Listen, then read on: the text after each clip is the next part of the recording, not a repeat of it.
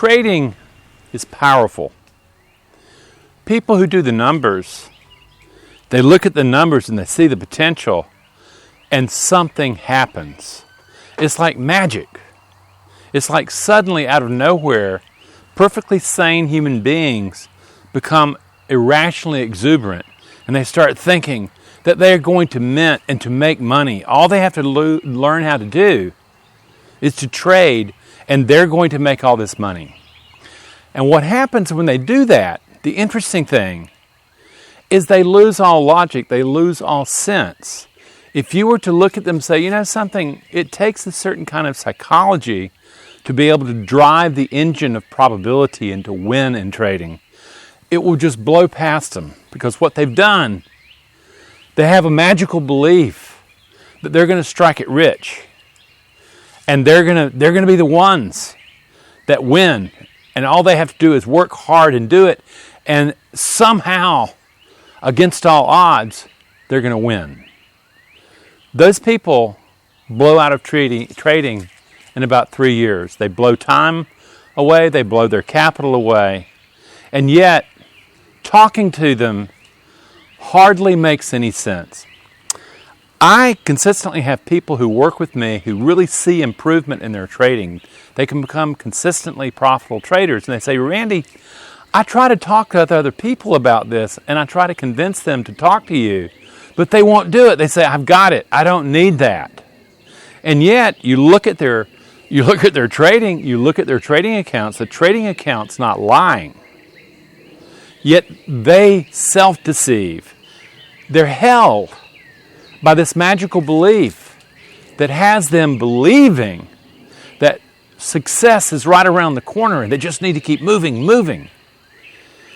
That drives at least 98% of the traders who trade.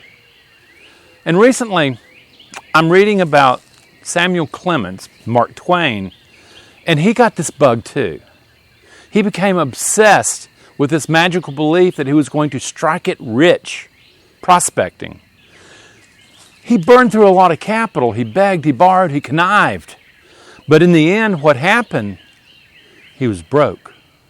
And he also found writing. But the thing is, when you see what happened, and all these people, all these prospectors were smitten. They were taken by this magical belief that they were going to make it.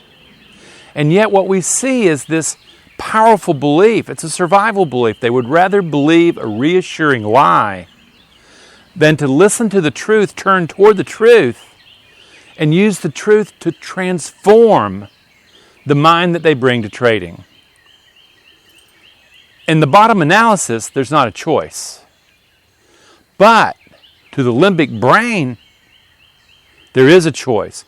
They feel great. They see that just victory right around the corner, and they feel surging. And they continue, and they drill through their money. And yet they when they stop, they look and they go, wow, something's wrong here. Why do I keep doing the same thing over and over again, expecting a different result? That was Albert Einstein's definition of insanity. And we human beings are possessed by 4 beliefs, magical beliefs, that just absolutely move us away from this notion that we really do believe we can control outcome. If you notice what people sell, they're selling systems that are certainty-based. When the truth, traders, good ones, are probability-based, completely different ways of viewing trading, viewing uncertainty. Yet, what we do is we buy into beliefs. The first one is, if I have enough money, I'm enough. As if you can control your ability to win in trading, which you can't. So you're putting literally, you're feeling good enough about yourself, adequate, at the whims of something you can't control. But the body, the brain, the limbic system wants to believe that. The second one is about power. You know, if I have power, I'm going to have money, and money's going to come. I feel powerful. And yet it's the same thing. To be powerful, to make that money, it's not like you control the outcome of the trade. And yet there you are, drunk with power, believing you do until you get into the mix and get blown away.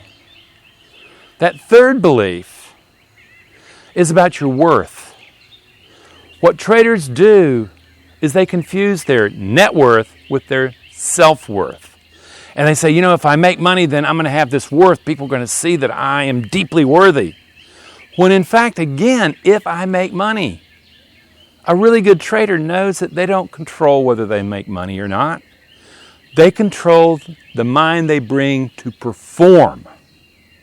And if they have a really good system, what they have is they have a system that allows them to be able to take the randomness of the markets, apply a standard practice to it over and over again consistently that extracts capital. The last one is about mattering. When I make a bunch of money, I'll matter. People will know. People will see what a big guy that I am. It puffs you up.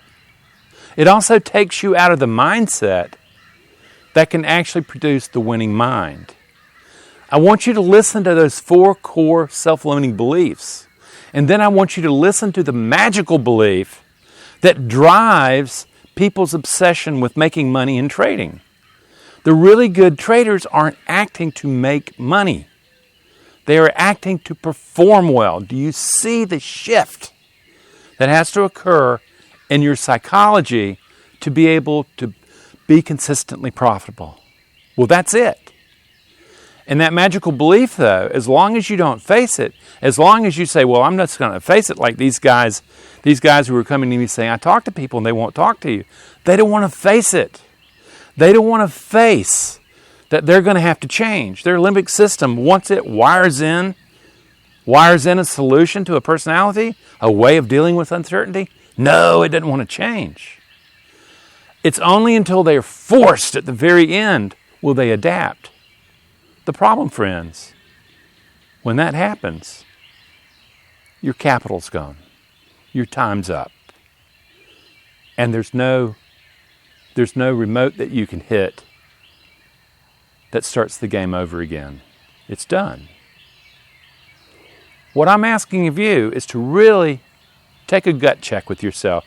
Take a look at the magical belief that you're living as a deception in, and to begin to see that as long as I live in that deception where money's right around the corner, then I'm stuck. I'm stuck in this place where I'm giving all the power to define me as a human being to the whim of the markets, to the market gods. What you control is the mind you bring to the performance of trading. Friends, that's the Holy Grail.